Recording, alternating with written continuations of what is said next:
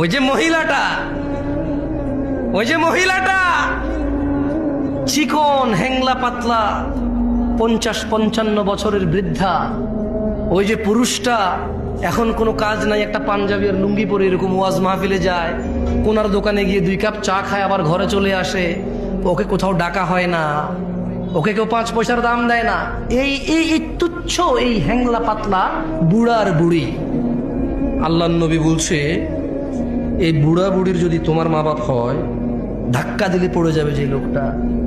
যে লোকটার এখন চাকরিও নাই ব্যবসাও নাই, তুমি যদি ওকে উপার্জন করে না চিকিৎসা করাও না খাওয়াও, ও বেচারা অসুস্থতায় ভুগবে, ক্ষুধায় ভুগবে। এমন দুর্বল একটা মানুষ, আল্লাহ নবী বলল যে পৃথিবীর বড় অপরাধ ওয়াকুল ওয়ালিদাইন, এই পৃথিবীতে সবচেয়ে বড় অপরাধ শিরকি, তারপরের অপরাধ হচ্ছে বাপ মায়ের অবাধ্য হওয়া।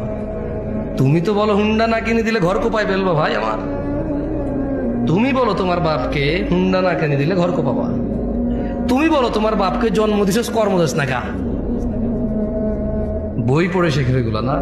পাগল ছেলে। ওর ক্ষমতা কত জানো? এই যে বুড়া লোকটা যারে তুমি বলো যে আপনি কিচ্ছু বুঝেন না, শুধু শুধু কথা বাড়ায় না এই জায়গায়, ওর ক্ষমতা জানো? এই যে তুমি যে জান্নাত, মানে যেখানে না গেলে আগুনে জ্বলবা, হ্যাঁ, এই জান্নাতে যে দরজা দিয়ে ঢুকবা না,